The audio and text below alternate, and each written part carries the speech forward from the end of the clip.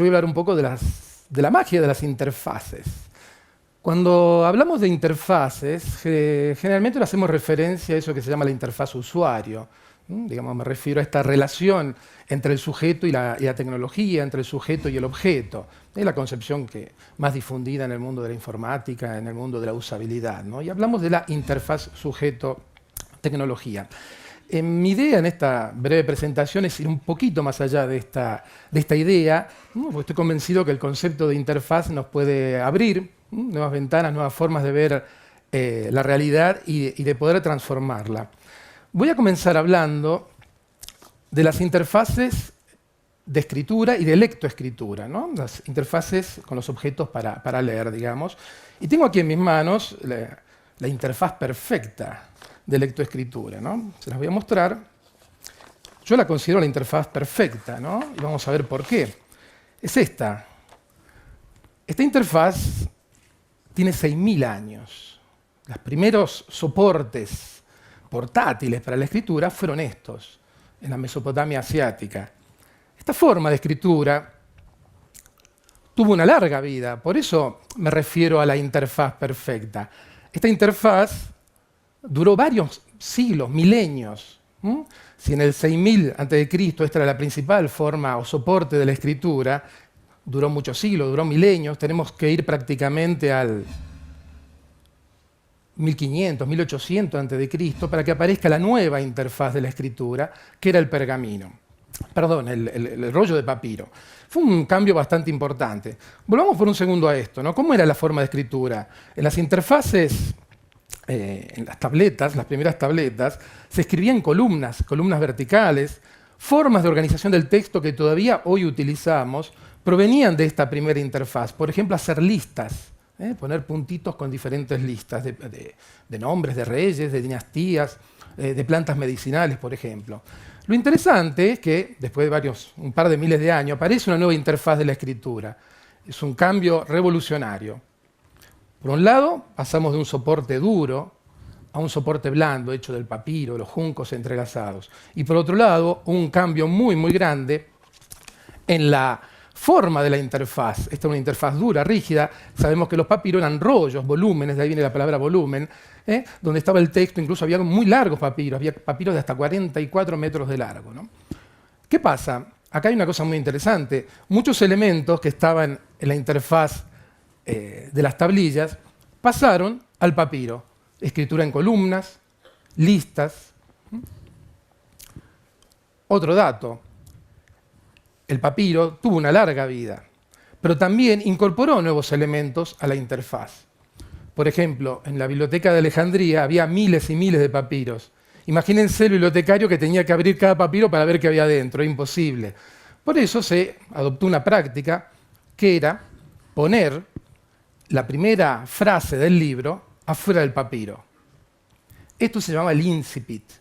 Cuando después llegaron los libros manuscritos, y ya nos vamos a la época cristiana, hace 2000 años, volvemos a encontrar el incipit en la primera página de los libros manuscritos. Y seguimos encontrando el texto en columnas, seguimos encontrando listas. Y también el libro manuscrito generó nuevas formas de interacción, nuevas formas de indexación de la información. Por ejemplo, el número de página, el título del capítulo, el título del libro en cada página, el autor. Digamos que, por un lado, la interfaz retoma cosas que venían del pasado, pero por otro lado va incorporando nuevos dispositivos para navegar, nuevos dispositivos de interacción.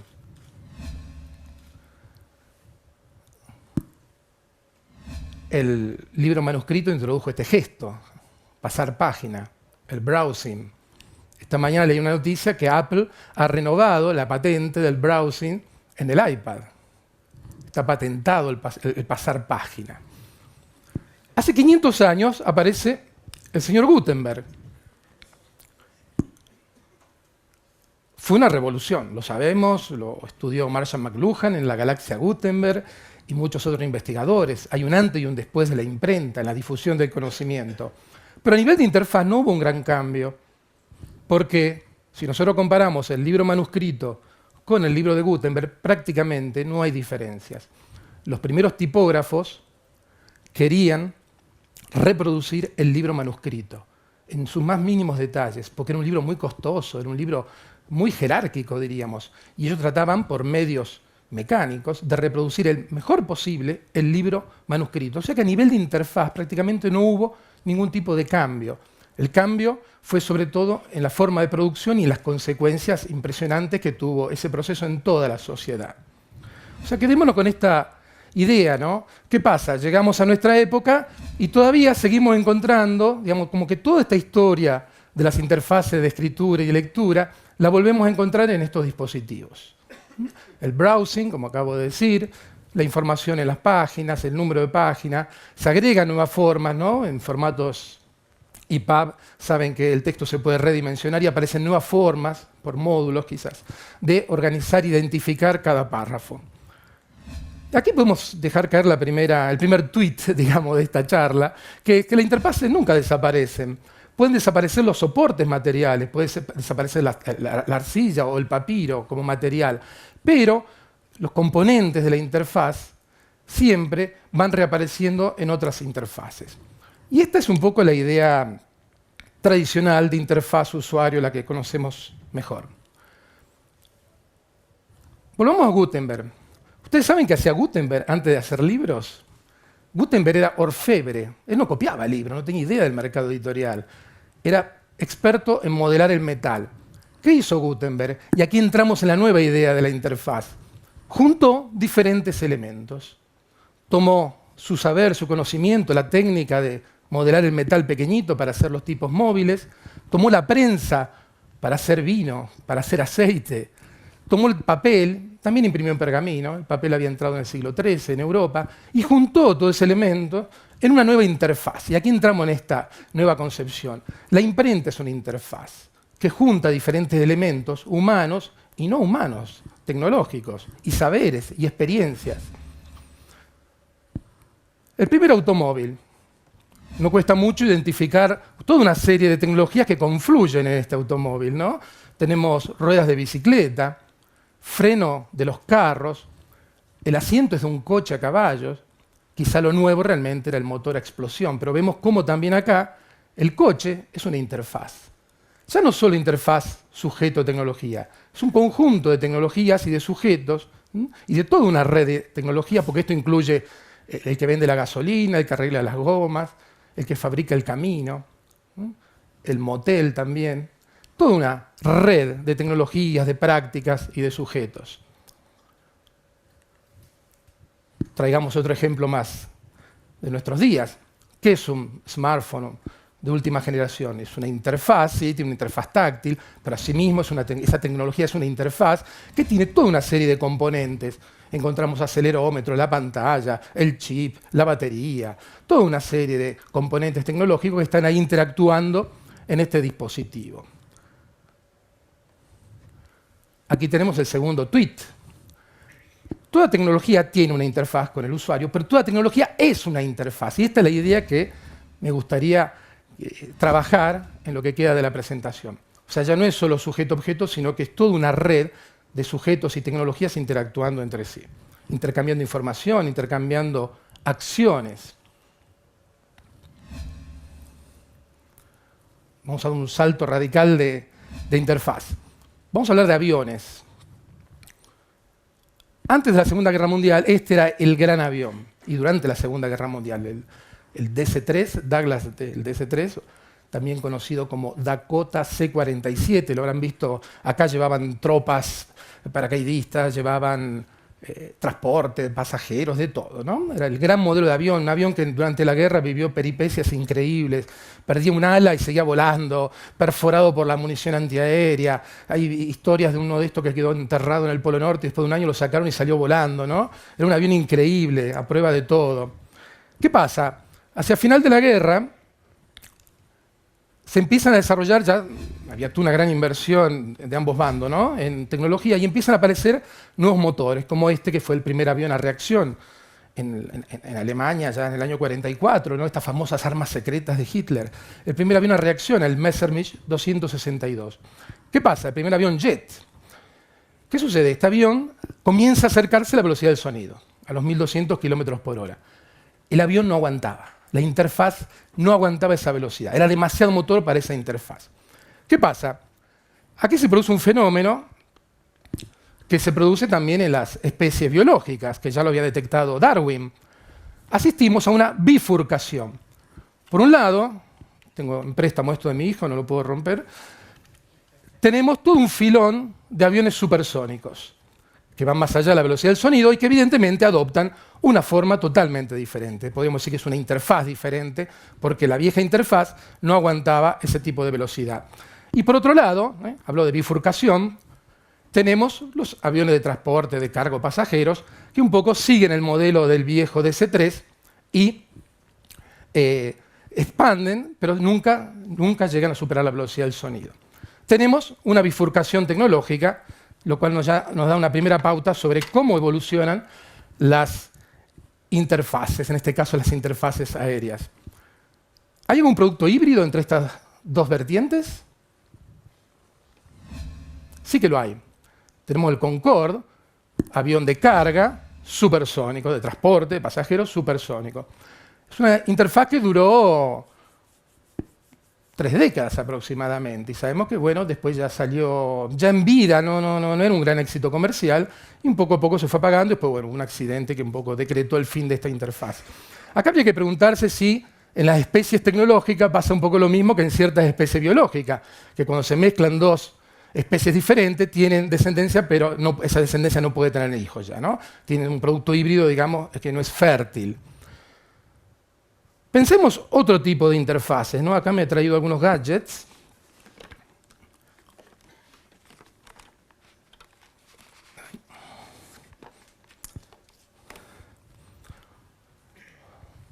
Un viejo teléfono móvil, un celular, un iPod.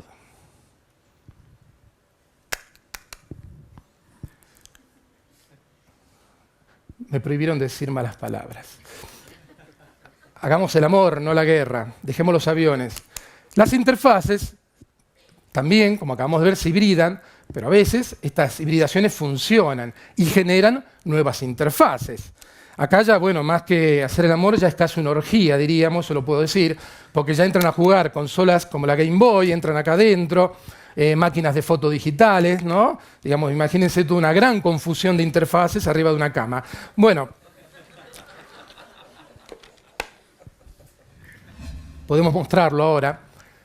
Darwin mostraba cómo las especies se bifurcan. Vemos que eso pasa en la tecnología, en la evolución de las interfaces, pero también hay hibridaciones. A veces funciona, pero otras veces las hibridaciones de interfaces funcionan y generan elementos realmente disruptivos, ¿no? Y acá podemos anticipar o llegar al otro tuit, ¿no? Las interfaces evolucionan, podríamos decir que evolucionan por bifurcación, por divergencia o por convergencia, ¿no? Por hibridaciones. Quedémonos con esta idea. ¿Qué es innovar? Podemos pensar que innovar es crear nuevas interfaces. Innovar es juntar elementos, no solo tecnológicos, experiencias de uso, sujetos, historias, tácticas de uso, estrategias de producción, juntar elementos, como en esta primera motocicleta, y crear una nueva interfaz. Llevemos el concepto de interfaz un poquito más allá. Hace poco estuve en Perú, un boom de la gastronomía peruana, no hace falta ir a Perú para darse cuenta, porque en todos lados hay un boom de la gastronomía peruana. Quizá uno de los representantes más claros de esta nueva movida es Gastón, tiene un restaurante incluso en Madrid. Dice una cosa muy interesante, es un filósofo de la gastronomía, ¿no? Él dice, cocinar es como hacer música, ¿no? El músico a lo largo de su vida va juntando notas, silencios, va juntando elementos y los tiene ahí, va componiendo mentalmente. Y él dice, a los gastrónomos nos pasa lo mismo, desde que crecemos, a todos nos pasa en cierta forma, no solo al gastrónomo. Vamos registrando, ¿no? En nuestra enciclopedia mental registramos sabores, texturas, colores.